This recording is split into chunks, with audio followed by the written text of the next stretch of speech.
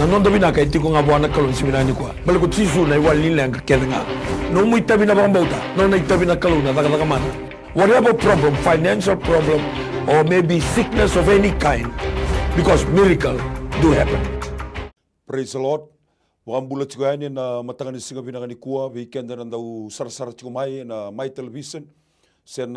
Facebook page ni My Television and other tale ni ngone turango Chisu Kristo ena matangani singa binangani kuwa. Wambula tiguani weekend kita sara ndau sema tigumai ndau Taletawa ndau bagamuria na programo ni miracles do happen ena matangani singa binangani kuwa. Usaba wambula tiguani ga weekend bagi tiguani and other tale ni ngone turanga ko Chisu Kristo. Usana bangolea tomanda na weekend baki wana turanga na presidenti ni nonda bonola mani goviti na singa binangani kuwa Brigadier Chochi Konrote mamsakin bagi kemni sakatiko na matangani singa binangani kuwa no muni randini bale na matabu bale baki no muni bola na matangani singa ndai salabata na bagi binang lebu ena kena ngarabi tu nei tabi na vaga presidenti na velu taki na nonda maten tulu mani goviti sabab ni binang tagi bagi lebu na singa binangani kuwa sabanu ni binang talitunga na buni tabi ngarabi tiko na singa binang dendai senula dawa una tur talitunga ngongo na kinda baka habab ni binang talitunga na ngoni turana prime minister komodo Frank Baini Marama wakina nomini randini bale orto ngone wakina bol ni prime ministers we kemni kel sarna linga ni ngarabi ni singa binang dendai bina bole na velu taki bina bole na ngarabi tu ni tabi ena nonda maten tulu mani goviti ena matanga ni singa binang ni kuwa au setal ngule dawa mo na kinda baka tikono mani mbula kemni kel sarna ministers wakina na be assistant ministers to doko na be ministry to doko ni nonda maten tu setal ni bakwe kina weekend kel sarna be buni bola tunde all the permanent secretaries and all the deputy permanent secretaries in all the ministries. I take this time to welcome each and every one of you in the mighty name of our Lord Jesus Christ. Salabata na bawin binaka. Bina wale buna kena ngarabi tu neitabi and buni biba torda ketaki na nonda matentu and matanga sigani ko. Setalong le dabo na kinda batal tunga na turang na speaker and singa bina dai watalaki na bekemdo na Tony Bisanga. Lilu ni Tony Bisanga bekemdo kesar na Leoni Pati na ngarabi all the parliamentarian. I take this time to welcome all of you in the mighty name of our Lord Jesus Christ. Bina wale na kena ngarabi chiko neitabi and matanga sigani ko sa salabata tu na masu ni na toko ni kemuni chiko na klo na kena dhungene na kena ngarabi na kena tosoitu na dada non matentu ena matanga ni singa binangani kuwa au setalang le daba matanga ni singa binangani kuwa na kinda baka tiko na velu taki ena nonda vonola mani goviti sana itini gabani nonda vanua na matentu e tolu na dona undolu dona nrau Dios sambul ka tolu na kena bi korokoro dona nrau Dios sambul ka lima na kena bi tikina na singa binangani kuwa we kemni na turanga ni abusa we kemni na turanga ni matangali we kemni na turanga ni toka we kemni na turanga ni koro we kemni na turanga na marama na dorbo ngone lewa enda sema tiko mai na matanga singa ndai bo sivi we kenda do va murietu na program ngoni miracles do happen autor tiko ngo mo va mbula tiko ani ka we kinda bagi tiko ani ena have tale ni ngone turanga o Chisu Kristo ena matanga ni singa binangani kuwa kaunu itaka we kenda enda sema tiko mai na matanga ni singa ndai ninda na va mbauta tiko na kalo ni kalongo enda udava mana viva kurmu itaki ena matanga ni singa binangani ko sa talung le daba ono bango le talanga na vi kinda baki ena matanga ni singa binangani kuwa na non rambula ke sara na velu itaki ena vi songo lotu ve tadini va Kristo ena matanga ni singa binangani kuwa ve reke sara ngasi lebu ni ve songo lotu va Kristo ve reke sara na vi tal ngasi na tal tala na ngasi ni lotu na nau ni baba koso ena vi songo lotu ke sara ve tadini va Kristo autor tiko ngongo mo kinda baka tiko na no mbula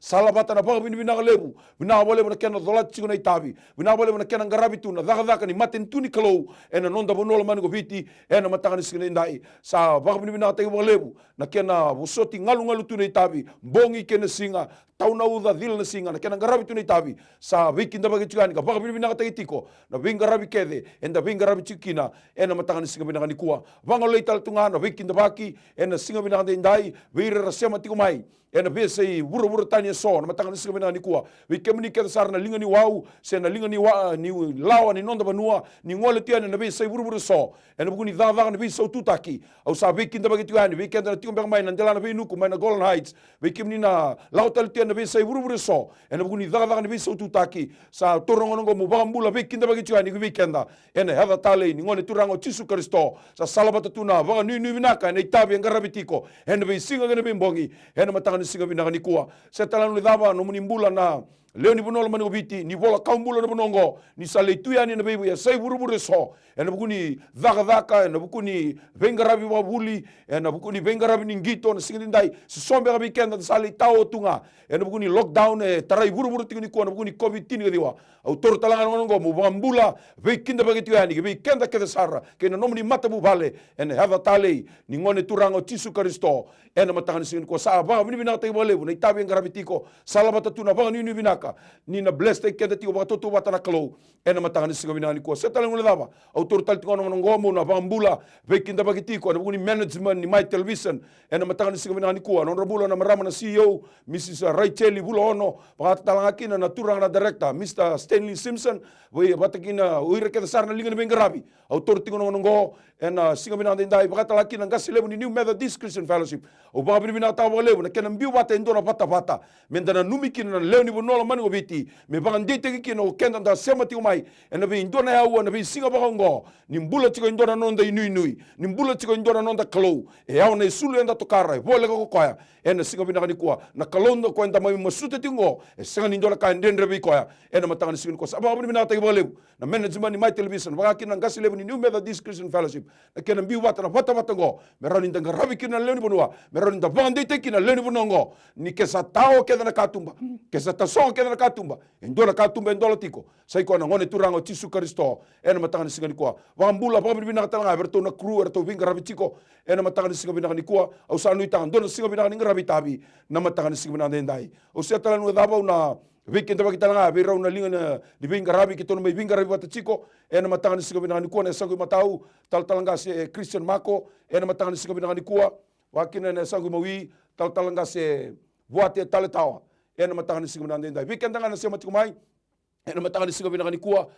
weekend na bina kata menda masulaki ena ngai indola tiko na bi masulaki ni oti tiko na tinga ndua ena rosanga bulu na miniti weekend na sema tiko mai matanga ni kwa ningai saraba tiko ngamai na nomni screen ena volai tiko ni sana scroll tagi tiko na rukuni nomni screen irana number ni telefoni muni na ngiri mai kina se na number ni telefoni muni na text mai kina ke baka ningandre na bi masulaki ena matanga ni singa ni kwa ia ke baka sanga ni dhuru rau mai na nomni ngiri sana nomni text kako bondo ni alo lelai ni kako bondo ni alo lelai na bi masulaki ngo endola tu ena bi singa to doko mai na moniti kina singa bagruai mai na vitu na kaloko na mataka kina lima na kaloko ena kabi ena number ni telefoni na tolu ndo vitu ndo dio alu sena taliboni number ni telefoni tolu ndo vitu ndo dio ena telefoni ndambe se iko rani ngiri mai se text mai ena telefoni viko yake sena mobile dio ro vitu bawalu vitu ena Vodafone sena Digicel vitu roba tolu Dio saiba mambale turang ngir marama matanga ni singeni konta pa binaka ni tubarau haleluya lo malangi sa tubarau sanga ibonga iko batiki yau menta baga yo mai bi koya ene singeni ndai bate kanu no bosa do tangi mai au nangai ronga ni baga taklabe kem do no bi kalele bu ndre mikilai do sa senga nikila nimberni na baga nga uchi weekend na bi masulaki me bakanga na kele baga rau ene bi singa ene do masulaki manda weekend na tolo lutanga na banua na lotu watakena nonda matentu ena matanga ni singa bina ni kwa au sura tiko na bulei talanga se Voate Taletawa mena tegu butaka tiko weekend na masu ena tolo lutanga ena matanga ni singa bina ni kwa turanga kem sa tambor masula bi kemuni ni memi bonongo biti na mataka ni singa ni ndai masula ni bor bi kemuni turana sana tirikaba o da kaun robi mboki maduata na sana rana sana mba onanrunga kina bosa o seru kina mosi o naita siro rea bote telebu na sana kandabo lau bote kelo mai biti wakene kini rutuma tamango bina boalem na ni mami kalo gai umbira kana ni memi sana na mnin raso saba ena mataka ni singa ndai sama masula ni bor bi kemuni o ira turanga na marama revilu ta kina lamani bi sana ena mataka ni singa ni kuwa vilu ta kina sana na toka na tikina na matangali na mataka ni singa ni ndai non rambula na turanga ni koro kimisa da bor bi kemuni era mataka ni singa ni kuwa masula ni bor bi kemuni na kena be hulu ni bonua na kena be barra bi no kolo na mataka ni singa ni ndai na ingoli turanga na mataka ni singa ndai na kena be udi wai o bina bole na mami kolo na mataka ni singa ni kuwa ni na dhambe chukura ika mai takali o na kena bo bina ka chukura buata turanga na lomo ni bonua baka lewe chukura bua ningele turanga na mataka ni singa ni ndai ni safara bi tukuna mbula bi kemuni ena mataka ni singa ni kuwa tamango bina bole na nungu kolo o turanga na maten tuwe tolu de kon rabe na de kon maten tuwe tolu to bata buri basange kumbuna o ngai umbira kana muni raso saba ena mataka ni singa ni kuwa na don raudi suba kalima na tikina ninge umbira kana muni raso saba tamangu ena mataka ni sigani kuwa na unduna undolu unduna nrau disubu ko tolu turanga o na be korkor ke misa masula ka mora be kemuni ena mataka ni sigani ndai ninge humbira kana muni ndrasto saba tamango ne mataka ni sigani kuwa o tamango misa tangida ne me manu be kemuni ena mataka ni sigani kuwa na wale turanga no muni na taka kado ina me mindali banu ena mataka ni sigani kuwa tu sangati ne bialo sini ba kana la mamuni na bialo dale so ena mataka ni sigani kuwa ali tawo ambao tikemuni ali ambao to ne be kama kawa ali ambao to ne be kama buto davuraki talaraki ko ko mane da muni chisu ena mataka ni sigani ndai ninge sole be kimami turanga ali ambao tikemuni kan nuite kemuni turanga ena mataka ni sigani kuwa ni kandine muni bosa terama chin kabiti bitu ni kalunga tata mate barra bi choba kasa nuite ki choba ndonga tamangu mataka ni sigani ndai dan deli bunongo obi tikara rama nan dinna kinara rama muni bosa tamangu binabo le turanga nina dilabi ki mami chikina nan muni bosa nina barra rama taka turanga ne mami bakasama barra rama taka ne mami mbula ena mataka ni sigani kuwa binabo le na mbula ni bilo mani ena deli bunongo obi ti nabi kauta mate kemi sabe mbula bi maliwai o binabo le turanga na nuku kalo on tibi ke mami na dua bata na daga bata turanga ena mataka ni sigani ko na ni mami kalo na bole turanga obiti na nuku kalo ena mataka ni sigani dai mendura buno sautu mendura buno soling langi mendura buno buna ka turanga na mataka ni sigani dai ni sapara tibi ke muni ena mataka ni sigani ko na bole turanga na mataka ni sigani dai no mini na bless taka na ndeli bunongo o ena mataka ni sigani ko waka roro tigina damuni iyo ti suna ni mami turanga na ni mami wakambula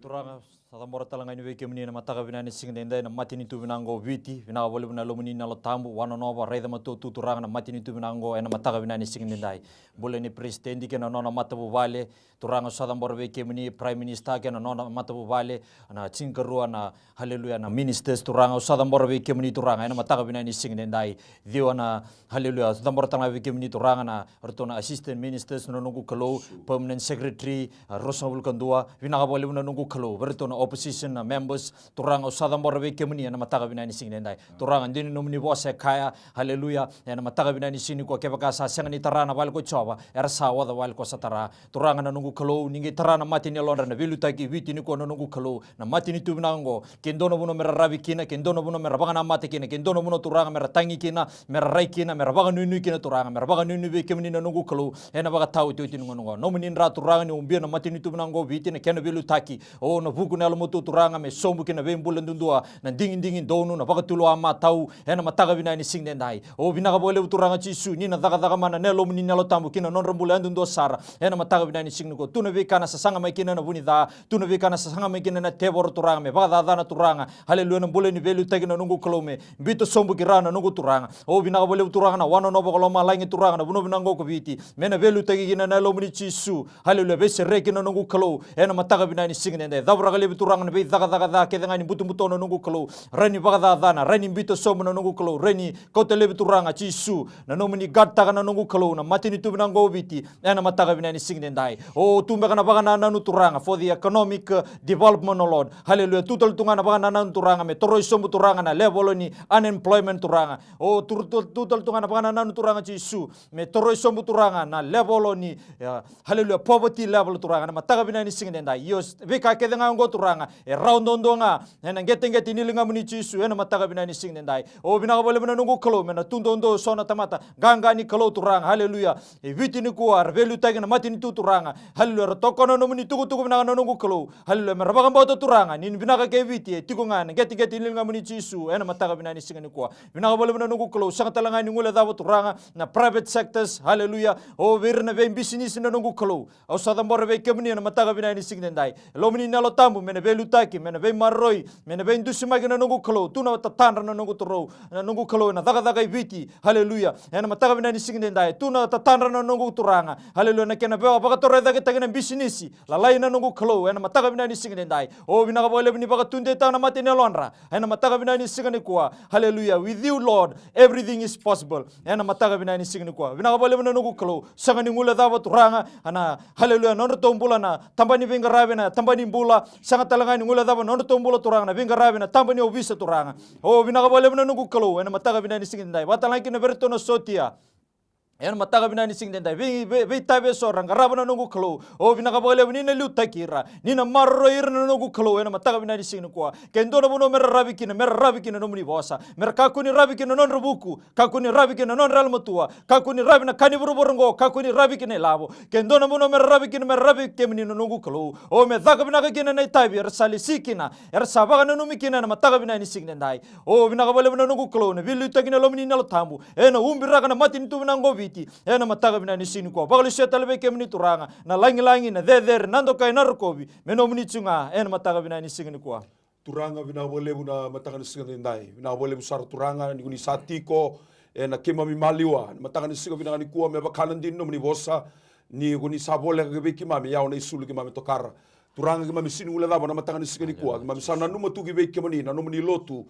va Kristo sambula evite pura ndai bina bole busar tamango na mataga singa bina ni kuwa mame sana numa be kemani na songo lotu va Kristo tau doko na mataga singa ni kuwa au sadambora be kemani na singa bina ni kuwa bina bole turanga na lotu wesle vit kertuma na kenang gaslebu o na singa bina ni kuwa na rdin gaslebu na hubale banga gaslebu na mataga singa bina ndai huir keda na ital talangase na ital tala na ngasini lotu na nau na baba koso na turara lebu na turara na baba koso lotu wesle eviti kertuma na mataga singa ni kuwa baka kine buru au sadambora be kemani bina bole besar turanga na be bakau ko taki bina bole na be lumuti bina bole na be tokoni bina bole na daga ni alomani na lo tambu na be vaungeti kina lomani soko lotu me baka dor na be kai baka lo mamani me baka sa daga tiko me lo malangi hena singa bina ndai au sa talang le daba na mataga singa bina ni kuwa o na lotu eklesia na singa bina ni kuwa na archbishop o reke sar na linga ni binga rabi na be waswase na be tamada daka o reke na baba koso lotu na be sai biti na nugu kalo sa masulaka o dambora be kemani bina bole buturana be vaungeti ni alomani na lo tambu be baka rati na be va kauko taki na kena ngarabi tu nei tabe na singa bina ni kuwa muni laurai na kalo kena no muni bosa mero ni ngarabi ti ko na dava lo moni ena lo moni soko lotu na mataga ni singa ni kuwa bina bole butalanga turanga na bi pen lotu kabitu na singa bina ni kuwa na no mo be kemani kena presidendi wer ke sar na ital talangase na ital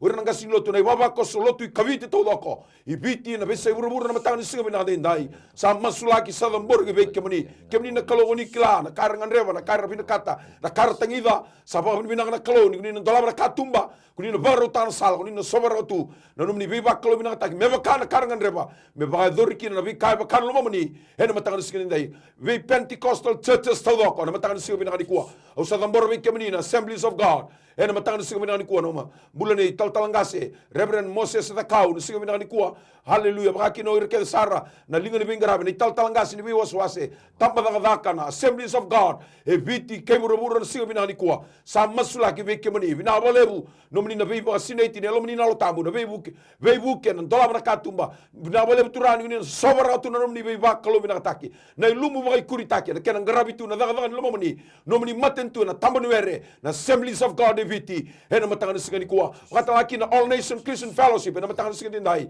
o Reverend epeli tambada non robata mu vale baki no reke sara ital talangasi ni be waswase be tambada daka urne baba kosolotu na ngasi ni lotu na now na youth Sunday school sa masula ke be kemani na All Nation Christian Fellowship e viti ke burbura bina bole buturanga na be lumuti na be bako ko taki na be tokoni o na be tumberi na be lutaki na lomni na lo tambo na be sineti na nomni kaukawa ena singa bina ni kuwa merani to soiki na dada lo moni na tambo ni werengo me deder ndondo ngaki no kemani choba ena matanga ni singa ni kuwa ngasi le ni CMFI ena singa bina ndai bina bole na bulle ital talangase sulias kurlo singa bina ni kuwa non rambule ke sar ital talangase ni be waswase tal talangase ni be tamba daka werna ngasi ni lotu na nauni baba koso na youth na Sunday school turang sadambor be kemani na CMFI ibiti na be se urmur na singa bina ni kuwa bina bole buturani uni na toko ni to na linga moni matau sando ndina bina bole moni be lumuti bina bole moni be bakaru taki haleluya bina bole moni be bakoko taki na matanga ni singa ni kuwa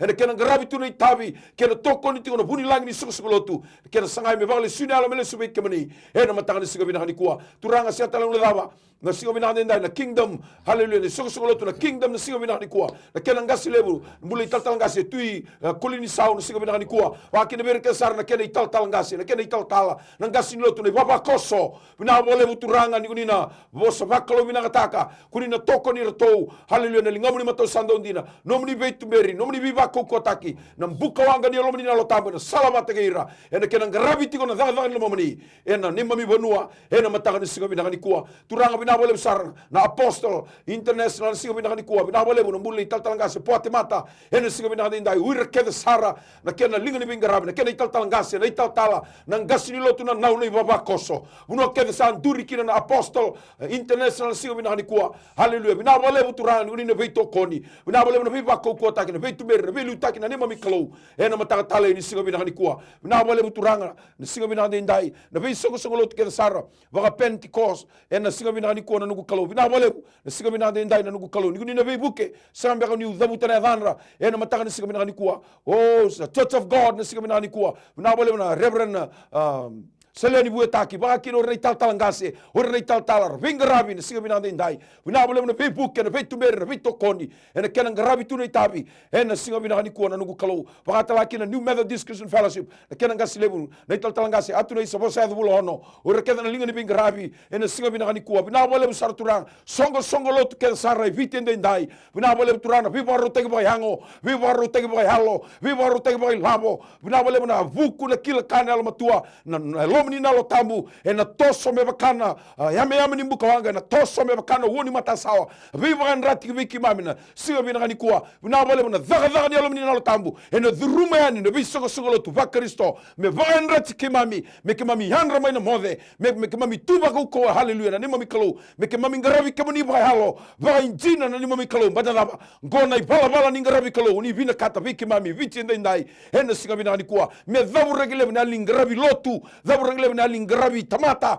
dhabu regele turanga na lingaravi kalo va tartara ena singa ndai ni bukeki mami va suduma na lomani lotu tisu viti ndai na mbula ni rere vaka na nomani vosa mbuli toiro roga na nomani vosa me kimami lauta ni mani vola kimami va mbauta na nomani vosa merani mbula kino viti kena kena kauta mata mbasiga na sautu na solong langi ena matanga ni singa bina kuwa levo na karanga ndreva rono ni tamata ena isongo lotu va Kristo e viti ndai me va evori turanga mamsa masuti kemuni na kalo ni ni ngai dola na kena katumba ni ngai va rota na kena sala ni sobara na kena lumu ni va rota na kandendre ni va mama na kambimbi ena singa ni kuwa bana lava e sanga ni ndora kandendre be kemuni ena matanga ni singa ni kuwa tamangu mamsa na numa be kemuni ni singa ndai oh na organization dondo ngai la vetikina na nomani matantu ena singa ndai mamsa masula be kemuni kau lebe na luvi vati kau lebe na luvi CCV kau lebe na luvi ngati kau lebe na loma dha na alo dha oh na luvi vala na luvi indusi na luvi wandundi taki me varu selevi ena kima mi maliona iva tau te tinongo ningai tarava ke katea helu bilo mani helu indo pata helu dho pata helu mosita na dho lomani ena nima mi vonolo mani gobiti mbala raba sa lega na ngona ni sabo lega le sumai na klo sa sangani kena ngona me va bula taki na luvi wandundi taki go sa kena ngona me mi lava tamai veitor linga na tigna ngoi Kristo me mi valuta na kema meda sai kona tevoro na singa mina ndai tamangu sa mbora ve kemani levo na songo levo na vi kai basika na nemo menua haleluya sa te me bula te mai sora kai sangani bakalo tamangu ningai valutu na heme ni bukawanga ka lutu na huli muno kameli me vakama me tangu tuba me barusa vi dhamba ni soro makawa vi dhamba ni soro erangaravi kina na kalautani hena nima mi menua me varusai me talaraki varusai levi na nima mi vei korokoro nima mi vei tikina nima mi vei abusa nima mi vei toka vi matangali e kauta tumai na dhunri kalau na nima mi menua turanga gen tola kalau me ngaravi viti ko ikemuni ndondonga chova tamai Yesu Kristo na nima mi turanga na nima mi vambula vina vale turanga ngai humbiraka na nima mi menua ena nomani ndra ni humbiraka na vi soko tu ena nomani ndra vi kima mina lana haleluya na matani siga mina kuwa ni va enrati kimami me kimami sama ba nui va rabi ngabe kimani ena matani siga kuwa ongona ni mami masu ngona ni tu masu ke tu dhubo masu na dhamani Yesu na ni tu turanga saya dhamani ni tu vambula talendina endondonga ameni haleluya tur talanga ngomo vambula talakina bandua weekend and sema tikomai ena matani siga mina kuwa I also take this time to greet and welcome all of you. Those of you that you are non-Itauke speakers, you also love to follow this program. I also take this time on behalf of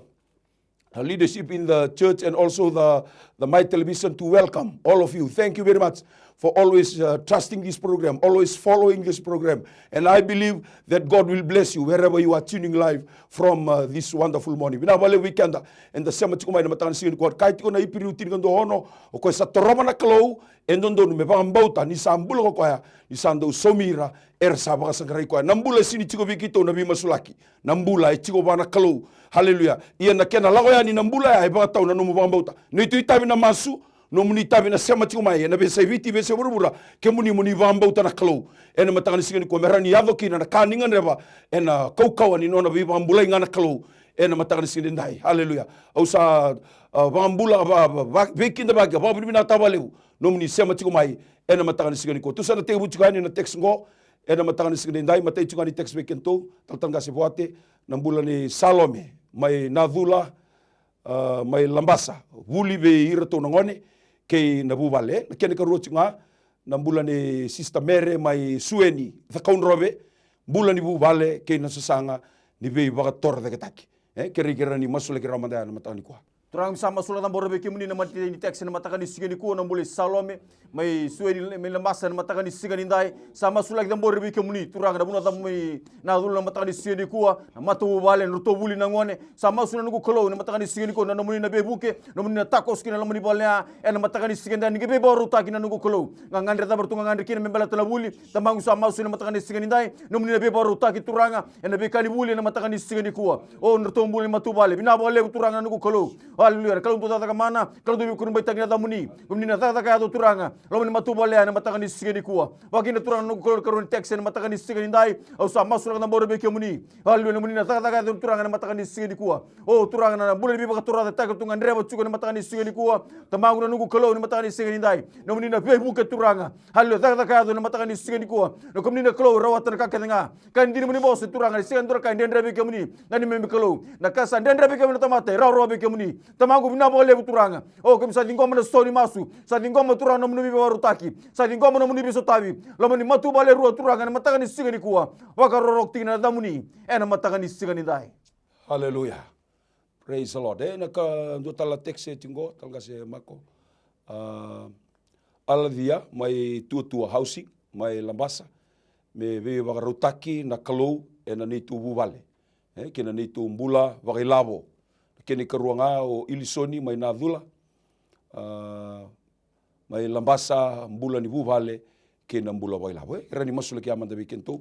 ena mataka ni singo bina ni kuai Turang sa tambor beki muni na mbula ni Aladia na mataka bina ni singo den dua mai tutua housing bina bole bina nungu klo turanga na nona sasanga na vika tatanda kina nungu klo na lomo ni mata buvale mbula bagai labo na nungu klo mbula ni mata buvale turanga usa tambor beki muni na nungu klo o bina bole buci suni na daga mana na lomo ni na tambu haleluya ni na tarana lomo ni buvale bina kaya na mbula ni velo mani mbula ni daga bata o mbula ni ndo bata turanga davra gale bina be yalo dala ke danga ke muni kila na baga tata o taga turanga haleluya na tosu bina ni buvale turanga na mbula ni be sei na mbula ni be dati haleluya yalo da turanga chisu usa davra ka cancel taga kede ena ko komane ni da muni chisu bula bagai labo na nungu kalo o bina bole buci su haleluya solitu na buku na mutua na kena handle tagi turanga na finance o na bulu turanga ni daga bata na kole bina li baga sambu na nungu kalo ena mataga bina ni sing den dai o merto na reda sarab turanga na vikale lebu kemni na dakaba kina non tombole ni mata bubale ena mataga bina ni sing den kwa o bina bole turanga na karoni text na mataga bina ni sing den kwa bulu ni Ilisoni na mataga bina ni sing den o bina bole turanga haleluya mai Lambasa bina bole turanga chisu tutul tunga na ngandre lomi ni mata bubale bulu bagai labo o sangatal ngai ngule da kura tal ngara bagana na nutumai non rumbola bagai labo turanga bule ni mata bubale rangan rebo tu turanga haleluya na kana modo kona na mataga bina ni sin ko usada mbora be kemni na nungu kalo lomi ni nalo tambu turanga daga mana bagai doka tarana be bubale na nungu kalo dabra gele bina be yalo bela bela ke danga turanga hal ni be sei na nungu kalo hal ni be ndu si turanga hal ni bagarabi kene labo hal ni bagarabi turanga ni kani buru buru ngono nungu kalo usa nali fata ka ke danga na ko koma ni da muni chisu ena mataga bina ni sin ndai bina bole bina somuna bagadengu bina bole bina somuna bule ni velo mani no bule ni sautu no saulangilangi ena lomo ni bubale ena mataga bina ni sin ko lebete rokobi ngakina na da muni chisu ena mataga bina ni sin ndai hallelujah praise the Lord ndo tala na text ngo tal kasi Voate ratu mai na ilawa me visu tabi na kalau ena no na mbula baya loy kene kerua losebati mai bunimoli mai Lambasa me be so tavi na kalou e na mbula ni Voate ke na vugu ni ndrendre e so tavi tiko rani masula ke manda be ken to mataka ni kwa Turang sama sula tambor be kemuni na buli ratu na mataka ni siga nindai ngandra batu turano na bula boyalo na mataka ni siga di kuwa kim sama suna ni memi kalu no muni na be so tabi na mataka ni siga di kuwa na bole turana tarana matina lona turanga na mataka ni siga nindai sule bo ko turanga na lima makutu turanga ni wili bola tambu na bula ni masu turanga na nugo kalu ke na bula ni lolo metare de kino na bula boyalo na mataka ni siga di kuwa ina bole na nugo kalu mindo na tamba tanganga tamba to kowa nugo kalu ni tutai kemuni turanga ena bunwa da turanga na ndura da kina na ni memi kalu ina bole na koroni texe na mataka ni siga nindai bula ndendre turanga so tabi na mataka ni siga di kuwa sama suna ni memi kalau na ndendre da baralo kuduru motural na matu Voate tamango sa dunruba na mataka ni siga nindai na bole na nugo kalau no mina takoso we buke turanga na mataka ni siga nindai na nugo kalau ni na tata ka do mini matu Voate uni na bakata kila kina turanga ni kake de kuri rawata na mataka ni siga ni kuwa sana kainde ndre bi kemu ni memi kalau na mataka ni siga nindai sa dunrubi na ndendre o ali bakala tilati ali bakata tao o katuba ta songo o tamango tala rakir ko ko mane de chisu na mataka ni siga ni kuwa na bole katuba ta dola na bole mno be baro taki ena mataka ni siga ni kuwa vir kada so tabu tuna ndendre ena mataka ni siga ni kuwa ndendre baka ilabo sin ndendre baka matu Voate ndendre da baka ni mataka ni siga ni dai tamagu bina bole munna tata kayado be serre ki turanga na bule ndendre o ena mataka ni siga ni kuwa bina bole turanga na mataka ni siga ni dai no munde be serre ki mataka ni siga ni kuwa bina bole turanga na soni masu o ena mataka ni siga ni kuwa no munna tata ka turanga ena runa texe ena mataka ni siga ni dai waka ro tina damni ti suna ni mami turanga emeni total weekend ngana warung chumai na matakan singini ko kilani sa scrolling chingorira na number telefoni ke chikona lenga to mate ndendre daba giri mai ni ubambo tana klo kitu tu barau tala me kitu vingara weekenda na matakan singini ko tu sana toro manden tala textingo mbula baga Voate ni saudiri mai sasa mai madwata kene karua na sasanga baga buli ke na Voate na mbula ni sala mai nailawa mai lambasai kerana ni masul gimanda na matakan ni siga binakani kuah turanga sa tambora be kemni na mbula ni saudiri na mataka binani sin kuah na mbula ni Voate o binaka bole turanga chisu haleluya daga mana ni alomni na lo tambu na mataka binani sing dendai na vika binakata na vika tatanda taka na nungu klo na tubu so turanga haleluya binaka chitumba na extension ni Voate binaka chitumba turanga chisu me modo kona na mbula ni mata Voate no tombula na ngone haleluya na mataka binani sing dendai o binaka bole chisu with you Jesus everything is possible binaka bole na nungu klo ni na tarana lo Voate ana nungu klo o binaka bole turanga na yalo bata no le daga bata no nungu turanga vima haleluya vilu tagina alomni na lo tambu na marro na lo Voate na mataka binani sing dendai binaka bole na nungu klo na vika ke ndre na vika keder to lago duru mana nungu klo ena mataga bina ni sin ko bina kabole turang ni na biba ka tunde takina mati ne londo to ken dono buno merto rei kina ken dono buno merto tangi kina ken dono buno merto baga na nanu kina halule merto baga na nanu kina nomni bosa mreta na bina kani mata Voate e tigo ndo nga na geti nilinga muni chisu ena mataga bina ni sin ko turanga so dambor tanga be kemni na karoni text na mataga bina ni sin ko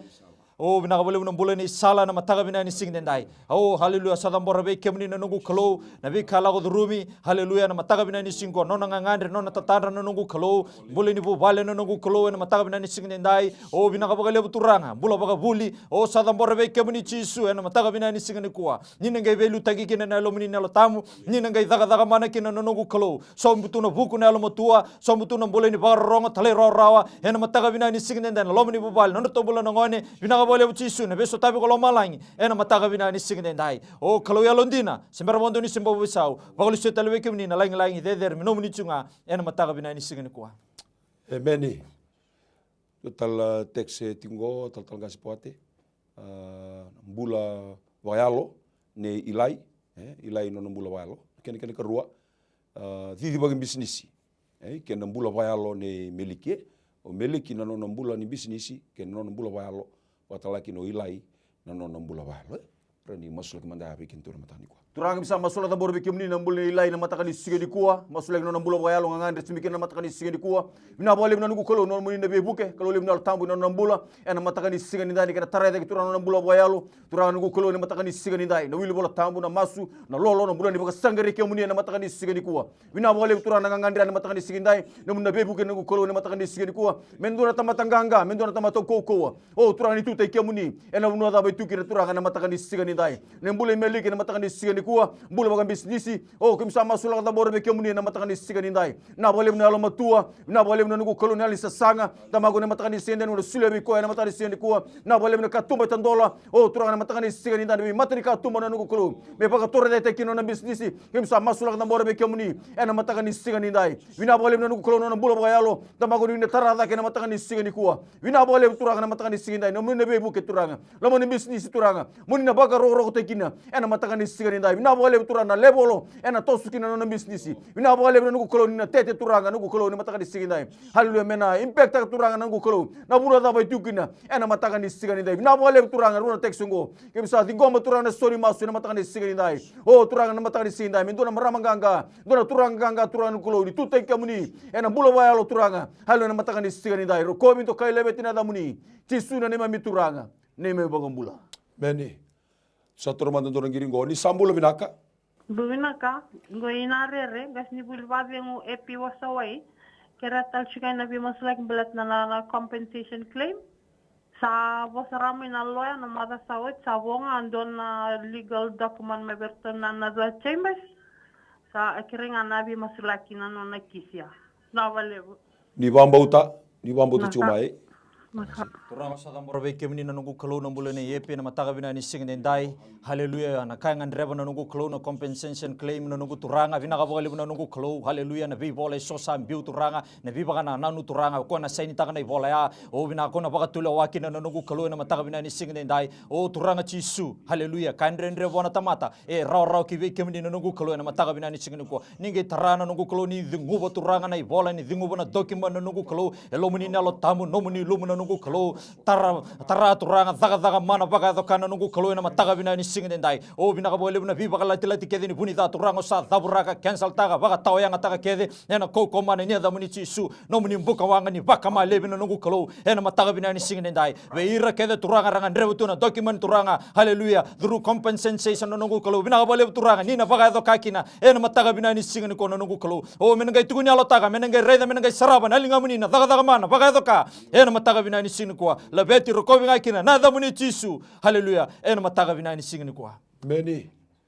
Haleluya. Tala tekse cingo tatal Voate. Na bulan ni Voate ke na kanibuli na Voate ni mana tewa ke de kerua na Karaleni me viso tabe na kalau na bulan ni saumi ni rent ke na bulan ni Voate ke na vuli ve iratonangan nimbera tutur mantan giringo ni sambul binaka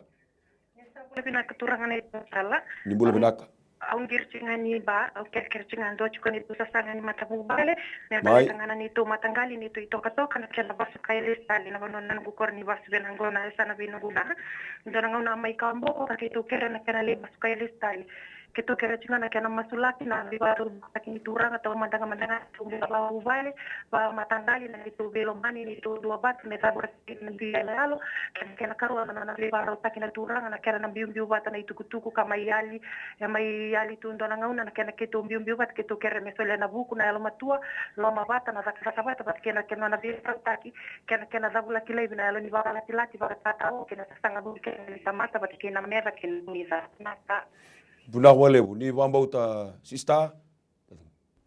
Turang bisa masuk dalam bora beki muni turang nangiri na matakani sigani kuah, membai na matakani sigani dai, na bikartu sesanga kina nunggu kalau na bikambe suka la tele berto na matakani sigani kuah, gem sama masuk na nunggu kalau na matakani sigani dai, na bikake de bagai bola, o turang na tuku kede na nunggu kalau to be songo na turanga, halu emer na toko na nunggu kalau na bikango, o sama masuk dalam bora beki muni na matakani sigani dai, bina boleh mereka na biu bota na tuku na donu, na tuku sabata magu na matakani sigani dai, nenga solia na libelo mani turang na matakani sigani kuah, daburai kile na indui, daburai kile na alina numi ko batay ko dabura gile bitura na bialo sini bakana la mamuni tamagu sa masu na matanga ni sigani ndai ni na baga ya ni na baga ka tura na to sanga na matanga ni sigani kuwa mena baga botu kana na to sanga na matanga ni sigani ndai dani mami kalu na bole turanga na bole no mun ta ko turanga halu na lomani bunu ya na matanga ni sigani ndai na to sanga na matanga ni sigani kuwa mena rawa na ko mani damni tisu na matanga ni sigani kuwa na bole na text na matanga ni sigani ndai o turanga gulu muli karleni turanga text na matanga ni sigani kuwa o turanga buli turanga sasangina mule mata ubale sama suna nungu kalau na nomune besu tabi ena matakani sini ko na nime kalau kalau do tata mana kalau do be karumbai taki oh tamangu ni matakani sini dai komi simbera mando ni bisau tamangu na nungu kalau ni matakani sini dai oh sabak tu sana bula sabak tu saturang nomune na tata kaya turanga lamani mata ubale na matakani sini kuwa waka roti na damuni chisura ni mami turanga ni mami bagambula Meni. Haleluya. Tal gase do tal tekse tingo ena matakan sigabina dendai na bubale ne vilmaina ena koroko namara mai lambasa kene karua na mbula babuli ne esta rono ulutanga ke rauni ni masulamanda ena matakan sigani kuai Turanga sa tambora be kemini na bulan ni vilmai na turanga ena mataga bina ni sigini ko no na matabu vale o bina ka bole bina nungu klo haleluya lomo ni matabu vale nungu turanga ni na wano no ni na raida matua ena mataga bina ni sigini ndai haleluya orto no ngone bula paka wati na nungu klo bina ka bole turanga chisu mena sombutu na bulan ni velo mani daga bata na nungu klo na itubutu so na tatandra na nungu klo ena mataga bina ni sigini ko ni nge be ba rota ki na turanga ena mataga bina ni sigini ndai bina ka bole bina nungu klo ni biso tabi ko loma langi daga mana baka doka o turanga ni dabra le turanga na be yalo vele ke denga so turanga ke muni kilana baka tata wataka na tosu bina ni bubale na kena kabor na mata bubale nungu kolo na vika ke de reniado turanga sa dabra le wikede ena ko mana nya da muni chisu no muni buka wanga no muni angi lo sindo yandra wabu kita nono tombula salabate ke to turanga dusi maka nono tombula turanga ke ndono buno merto reiti ko ngakina merto reidi ke muni mutuanga ena baka tau tio tingongo ena mataga bina ni singde ndai turanga so da morta ngabe ke muni nambule ni esta na mataga bina ni singde ndai o bina ka bole bina nungu kolo haleluya nono mbula baka buli haleluya nakabole turanga na mataga bina ni signi ko na vika ngandri ke nungu kolo sombutu na buku na almutua sombutu turanga na kila kasa o bina kabole turanga chisu haleluya mena velu tekina lomini na lo tambu me kaku ni barabi ke no buku batamata me kaku ni rabi ke no nono koko me kaku ni rabi turanga na kani buro ngo turanga ke ndono buno me rabi kina ke ndono buno turanga haleluya me bana mata kina me bana mata ke be ke muni chisu ena mataga bina ni signi ko balati nono binaka nono mata bubale binaka turanga ni haleluya vika ya tatandra taga turanga e tigo ndono ngabe ke muni chisu ena mataga bina ni singde ndai labeti rokowi bagdare dere ngakina na da muni chisu ena mataga bina ni singne kwa Meni. Haleluya. Rota la tekse tingo talgas Voate na keni matai nambule lavenia rui ena nona baka rautiko na nona vitarongi keni karua nambule ni Miriana ena nona sanga baka buli kena vitarongi ena madau mengo ro buli rorua ro sanga rorua chiko non ro buli ena matakan singani kuai lavenia bata ke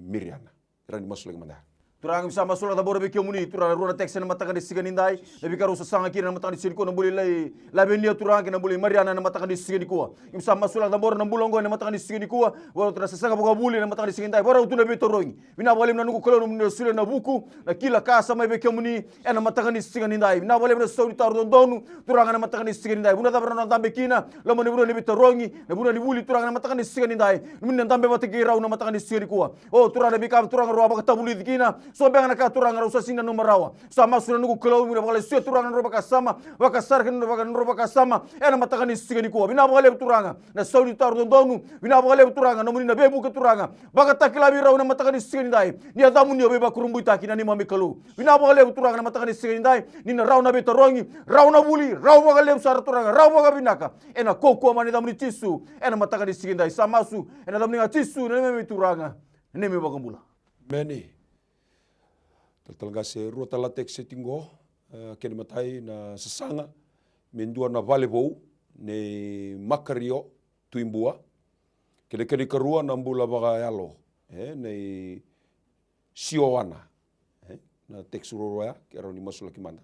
en matakani kuha Haleluya. Turanga sa tambora be kemuni na mbule ni makariwa na mataga bina ni sigani kuwa ngandre na tatandra turanga mendo na vale bo o bina kabagale buchisu. Haleluya. Bina kabole bina nungu kaloe na mataga bina ni sigani kuwa ndinu muni bosa ke baka sasanga na baka mbota sandre ndre sara. Haleluya. Mera bina kati na nungu kalo turanga ni baka tunde itaka na mati ni alona me baka mboti kemuni matua. Haleluya. Nono mbulo turanga na bika ba haleluya na bika sangana nungu kalo o bina kabagale turanga chisu ni baka tunde itaka chuna mati ni alona. Haleluya. Ni rauna kake dengango ni kemuni itiko na mataga bina ni sigani ndai. Kena finance tagi na nungu klo o bina kabale turanga ni na baka yado ka kina turanga ni na velu tagi kina nungu klo haleluya na mataga bina ni singani kwa lo ni na lo tambu lu tagi kwa baka ko tagi kwa nungu klo ready kemuni matua na baka tau tio tinu nungu na mataga bina ni singani ndai bina kabale turanga na kroni tax na mataga bina ni singani ndai haleluya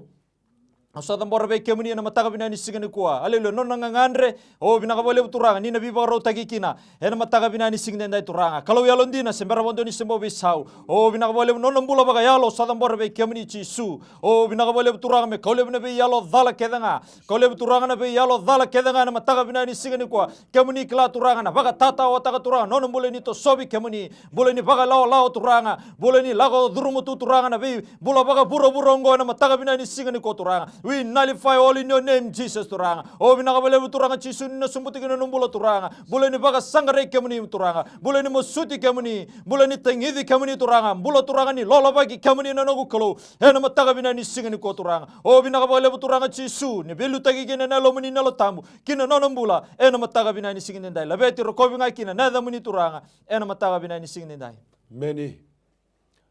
rotala tekse chigo tatal kasi Voate. Poni pate e vaudi volia na I vauni tawimate kena kene karua na vuvale nei semi ke nona sasanga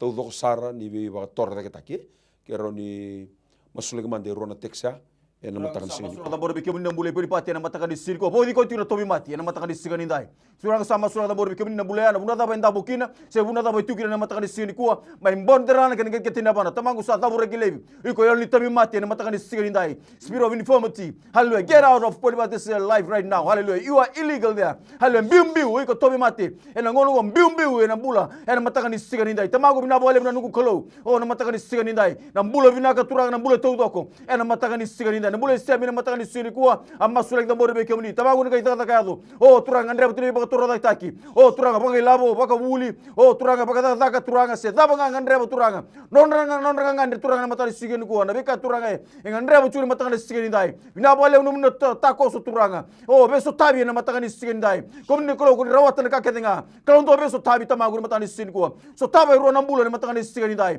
Oh sapa tu sana nambulo turanga bole pon pati. Sapa tu sana so tabi nambulo sebe na mata di sigeni ko. Masira da muninga tisu na lima mituranga.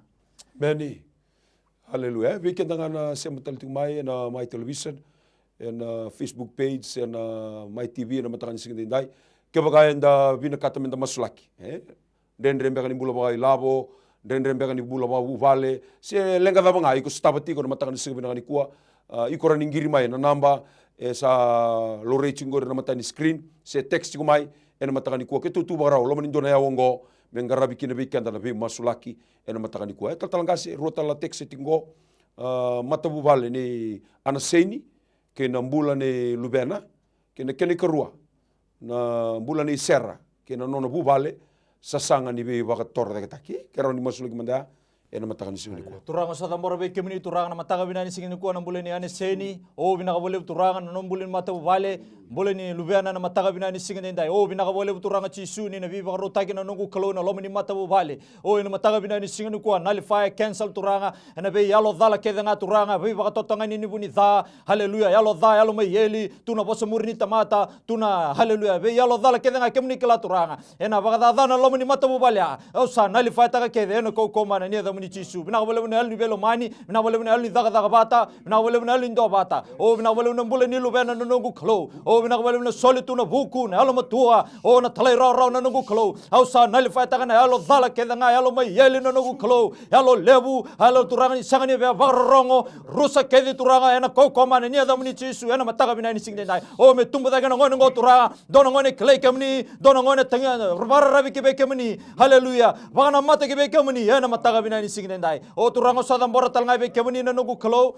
haleluya na karoni text na mataga binani singani kuwa o na bole ni mata bu bale o binaka bole turanga ni bi boro taki bi baka toro taki taga na nungu kalo na lomni bu bale turanga ni ngai daga daga man bole ni saran mataga binani singde nai o binaka bole turanga tuna bi kai binakati haleluya baka toro taki taki baka yalo baka toro taki taki baka yango na nungu kalo o binaka bole turanga na sumbuta na lomni na lo tambu bendu simagi belu taki bi baka ko taki turanga nullify every spirit that is there hallelujah that is not of you cancel it out now, Lord, in your mighty name. Hallelujah. This wonderful morning. Oh, vinakabale turanga. Lomini na lutamu. Vakamale turanga. Hallelujah. Be spirit dala kedanga infirmity. Oh, vinakabale turanga na. Hallelujah turanga chisuni. Baka titinga. Oh, turanga usa davraga glevi. Ena koko mana ni adamuni chisu. Ena mataka vinani singani kwa. Vinakabale turanga. Mertona torada ke turanga. Norton bule ni klei kemni. Bule ni barrabe kemni. Bula turanga ni bagamboti kemni. Ena mataka vinani singani ndai. Labeti rokovinga kina. Na adamuni chisu. Ena mataka vinani singani kwa. Meni.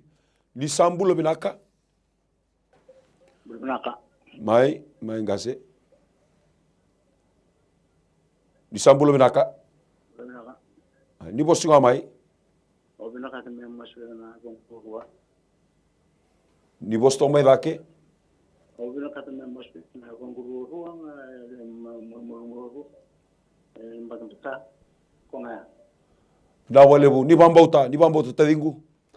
Turang sama sulah na borbi kami nangiri na matakan isigani kuwa. Turang angiri tumi na matakan isigani dai sama sulah na nambula. Turang nagu kalau na epana turang rorua na matakan isigani dai. Mati ni mata ni matakan isigani dai. Oh hallelujah. Turang usah tunruba iko mati ni mata. Spirit infirmity hallelujah. Hallelujah. Tapi mati biuta nambula ya. Ena matakan isigani dai. Sangat namutikini na nambula ngori na matakan isigani kuwa. Lago tani hallelujah. Command you in the name of Jesus. Get out right now hallelujah. Turang matakan isigani kuwa sama sulah nagu kalau. Ena nambula binaka turang. Main borntanana kena ngeti na bana. Nambula tauda ko turanga na matakan isigani dai. Nambula binaka turanga hallelujah na matakan isigani kuwa. Nabale na nagu kalau nomuni dada kamana. Beba kurumba taki na matakan isigani dai. Rokobi to kaile betina da muni. Chisura ne mami turanga ne mi bungambula. Meni. Jotal tekse tingo total gase. Nambula ni tau mate. Etiko na vuvale ni nemani. Kena sasanga ni vulika. Kena kerua. Samisoni. Nono vuvale. Kena itoka mai nakoroi. Kera ni masulaki mandaya. Ena matani ko Turang sa tambor be kimini na bulan ni nemani na mataga binani singdindai o na vikala ko durumi na lomini mate bubale na mata na tobi mate na nungu kalo o binaka bagale na nungu turanga ni na bibaro tagi na lomini na lo tambu dabra gale turanga na be mate da ke nga mate me yeli mate me imbulu na nungu kalo duruma turanga mai na burindala na aduke na gete na bana turanga duruma na leo na bibiko na rana su na nungu kalo na mataga binani singdindai wakama le turanga na be mate da ke nga na nungu kalo haleluya ko bosa muri tagi mai o ko daga bagai so mai na nungu kalo na mataga binani singani ko loma da turanga ni tamata au sa bagrusa kede ena ko mana ni adamu ni chisu ena mataga binani singine dai o binaka bole turanga na sasanga ni loma ni mata vale tuna kes tuna vika lagu durumina loma ni mata vale o binaka bole turanga ni na sereke na mataga binani singine ko ni na tandola na vika tumba ta songo o binaka bole turanga merto na reda matu turanga merto na reda turanga na yanga na tale na binaka turanga ni bara rabi ni mbula kibe kemuni ena mataga binani singine ko o binaka bole turanga sadam tambori talnga be kemuni turanga na karoni text mai na mataga binani singine dai o binaka bole na mbula ni samsoni haleluya na mataga binani singine ko turanga na vika lagu durumi na vika binaka te na nungu kalo haleluya na mataga binani singine dai o sadam bora be kemuni bole ni bu vale na nungu kalo na mataga binani singine dai o binaka bole na nona toka nona kor na nungu kalo o binaka bole bu chisu haleluya kemuni kila na vika lagu durumi kemuni kila na vika tigo na nungu kalo o me sombu bata na yalu ni do bata yalu ni daga bata na nungu kalo na toka ya na mataga binani singine ko dun ruba cancel taga lebu turanga na be yalo dala kedenga yalu ni bagando ni ko yalu ni kodo yalo dala kedenga mai yeli yalu mai mbulu haleluya baga tata o taga na do bata baga tata o taga na lago bata na nungu kalo na mbula ni belo mani turanga ya na mataga binani singine nda o binaka bole turanga mena somu na lo mini nalo tambu kina lo mini toka ya velu tegi kina lo mini nalo tambu ya na mataga binani singo la vetu ko binga kina na da muni chisu ya na mataga binani singine nda Beni. Haleluya. Jatal gaspate. Tuivaga be kento e rona tekse. Na keni matai na mbula ni vuvale. Kena kanivuli e na vuvale ne virsila. Lebu tiko na vikami mbaleta na vuli. Wakatalaki na vuvale. Rona ulutango e repeat tiko mai. E na matakan singa ni kuai. Kongo na vuvale se na vuli e na vuvale virsila. Keni karua na mbula ni vuli. Kitione. Virsila patake kitione. Mbula ni vuvale wakina na mbula ni vuli. Rani masulek manda. Turang sama sulah tambor be kemuni na mata di teks na mata ni sini kula mbule virisila na mbule mata bubale turang sama sulah tambor be kemuni turang ni gebe buke turang na mata ni sini kuwa den be kala kudurumi turang na mata ni sini na dabo turang so tabi tukuna mata ni sini dai sama sulah nuku kelo na mata ni sini dai turang mina sombu tukuna baka dengu turang ya tukuna mbule ni bilo mani lo mani matu bole turang na mata ni sini bukan na mbule baka buli turang na mata ni sini dai na bole no be boru tagi turang na mbule baka buli on rabe to seki na ngone turang na mata ni sini dai halu na lawo ko rebuli ne bondo na ka kana turanga na bikanga ndre me korebuli ninge be boro utaki ninge be sutabi na mataka ni sigani kuwa ina bale turanga huli kana ore soli na buku turanga na loma tua o na mbula libaru rongo turanga na tali rawa ena mataka ni sigani ndai o na karuni texa na mataka ni sigani ndai sa masula da borbe kemuni turanga bula boga buli na mataka ni sigani ndai na bale turanga na muni na be buku turanga ena runa texa ngo turanga na mataka ni sigani ndai ngandre mbula boga buli turanga na mataka ni sigani ndai na bale na muni takoso turanga halu na mataka ni sigani ndai soli na buku na halo matua o na tali rawa na baru rongo turanga na mataka ni sigani na buli soli tabura gilebi na bialo sini bakana la mamuni yali bebe lebu turanga na lindogo ndoka o na yalo mai bulu na yalo mai yeli sabe su turon rambulu na soli o ngole buli turanga na ngunongo tamangu sa tabura gilebi talaraki ena koko amane da chisu ena mataka ni sigani dai na be ngone turanga nuko kolo be ngoli buli turanga na me bonongo biti so tala megara ba rongo chuni mataka ni sigani dai na bebe lebu ni bulu turanga taburaki talaraki ena koko amane da chisu ena mataka ni sigani dai na bo lebu turanga me sona ngone tala rawa sona ngone baru rongo me tumbu da ke sona ngone turanga nuko kolo e bagaroro te kemni ka rere ba kemni bagaroro te damni chisu na me turanga ne me bogambula Eni. Ni sambulo binaka? Tangasie. Nimbulo binaka. Mai. Au kere. Mai, ni kere mai. Masula ngana umbula bakayalo. Ombungu endela besi. Mai. Takere tono na makumbungu. Nonata umbula. Nambula lo kaua. Senda bararongo.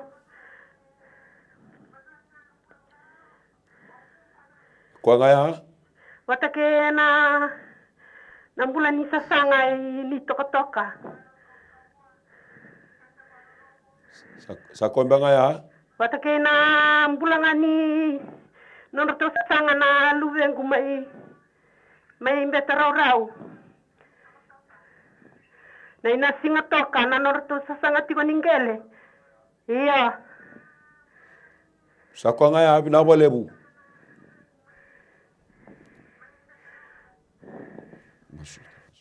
Turanga sa tambora be kemini na bolo turanga na marama banda ngiri tiku mai na mataka bina ni singden dai o bina ka bagale buci su na bulo baga yalo bina ka bole bina nungu klo ni liu teki koe haleluya na mataka bina ni singen koe lo mini nalo tambu o bina ka bole turanga haleluya ni tiku patike koe na be singa kedenga bakan donu taka na nona sal nungu klo e na mataka bina ni singen koe be ka kede kemini kila turanga senga ni bakana lo mamuni nungu klo haleluya ni dabura ka lebi ni cancel taka lebi na nungu klo yalo ni dunru yalo totolo o haleluya yalo mbeka ni bemba ni sanga ni bedin gomi outside nali faita ka kede na koko mana ni adamu ni chisu ena mataka bina ni singin dai o bina ka bole turanga yalo binaka yalo ni beto koni yalo ni belo mani yalo ni dingoma na betu kutuke so haleluya bakana lo mamuni turanga ena mataka bina ni singin ko no tombula na makumbuna o bina ka bole chisu mai na buran dalan to ya kina kede ne ban to turanga o bina ka bole turanga ni duru mana lo ni lo tambu ni tiko pateke to no ngu klo ena mataka bina ni singin ko me ko le turanga na be yalo dala kede nga yalo ni be lebu no ngu klo yalo sanga ni be rongo yalo mai mbulu yalo mai yeli no nungu klo yalo ni bagan toni ko nga baga taki ko o na mataka bina ni singani ko hausa dunruba hausa baga taw yang taka kedenga yana ko mana ni adamu ni chisu yana mataka bina ni singo non tombula na lubena na be karto sa sanga kina non tombula ni ndui mata bubale o bina bale turanga ni nabi baga rotaki no ko malangi kendo na buna merto rabi kina merto rabi be kemni ke bakarto batar tara o bina bale turanga ni na dabraka ni na cancel taka turanga o merto ready kemni matua yana mataka bina ni singni ko non toka bina ka bole bucisu ni nabi baga rota kikina we ka sanga taki na lomi ni toka o ni takoso ni daga mana ni baga doka yana mataga bina ni sini kwa dabraka cancel taka le turanga we yalo bela bela ke denga hal ni baga tartara haleluya na mataga bina ni sini kwa hal ni kodo hal ni bebe lebu halo dala ke denga turanga ke ni kila turanga baga tata o taka tu na kena tosu bina na toka yana mataga bina ni sini ndai la beti rokobi ngakina na damu ni chisu masu sanga na tani ko mana ngani damu ni turanga ko ka damu ni memisor ni ba mulandina ndombonga Many. Praise the Lord. We kendanga sema tikumai na matangani singa binakani kuwa uturtalana onongo. Kereiti ko bibo soti. Me bakani sama I tumboki kendanga ngauna ndochunga na yaua. Na buni program ngo na miracles do happen. Na matangani singa binakani ndai. We kendanga sema tikumai na matangani singa binakani kuwa unuitaka ni nda Taletawa tiko na singa binakani kuwa. na vingarabi ang garabi chikani na singa binang dindai au saba karita oti na vi masulaki e sini mai dava nga na ndona ya uongo vi bana numi taleba ndo vi kenda enda sema chiku mai na matangani kuwa nda text chiku mbega mai sini dhuru rawa enda ngiri chiku mbega mai sini dhuru rawa bakasa nda halo lai au keri kenda na matangani singa ni kuwa ngarabi chiku na vi masulaki mai na moni chiki na singa baruai igora ni vi tar mai na namba ni telefoni na tolu ndua vitu ndua diwa walu se na namba ni telefoni tolu ndua vitu ndua diwa se ko call se text mai na mobile na Vodafone na diwa rua vitu vawalu vitu se na digicel vitu rua ba tolu diwa saiba saiba diwa ena matanga nisingani kuwa vikenda kede ndabia masulaki igora ni text ngiri mai na namba usa kali ba otiania ngarabi tu nabi masulaki ena mai na moni chi kina singa baruai ena matanga nisingani kuwa vikenda na sema tiku mai na matanga ni kuwa papu mina tagi tala lebu mina bole besar no muni sema tiku mai no muni ndau bambau te tiku na program ngo niko tisu rani bi bambulai ena matanga nisingani kuwa pa ndo tala papu mina kana management ni MaiTV ena bukun na marama na CEO Mrs. Rachel Bulono wakina na turang na director Mr. Stanley Simpson wakina berto na crew ena matanga nisingani kuwa wakina ngasi lebu ni New Methodist Christian Fellowship ena kena mbiu bata ndo na program ngo mai ndang garabi kina leo ni bunua membiu ba tiki ka ubambau tango e ba tarasa na kalo me ba ndi tiki kenda singa binani kuwa ke sa sini raw mai balimbula ke sa sini raw mai na bi bono kede endo na kalo endang garaba o ko rawata na ka kedenga mambale be kenda na sema tikumai be kito na linga ni bingarabi ke tu tikani ke ena singa binani ko sabanu ni binaka ena singa binani ko matai tikuni singa vanu ni binaka be kenda na singa binani ndai ninda na ngiri senda na sema tali tikumai ena singa ni mataka baka na be singa be tarabi mile ado batikani na singa baruai menonda batati ko na be ba kalo binaka tangini turanga sabanu ni binaka ena itabi ke tentang garaba na singa binaka ni kuwa vikito na tingo vikemuni na sema tikumai. May God bless us all in Jesus wonderful name. Na nonda binaka itiko nga buwana kalo simina ni kwa bale ko tisu na iwa linle nga kedenga no mu itabi na bambauta no na itabi na kalo na daga mana whatever problem, financial problem or maybe sickness of any kind, because miracle do happen.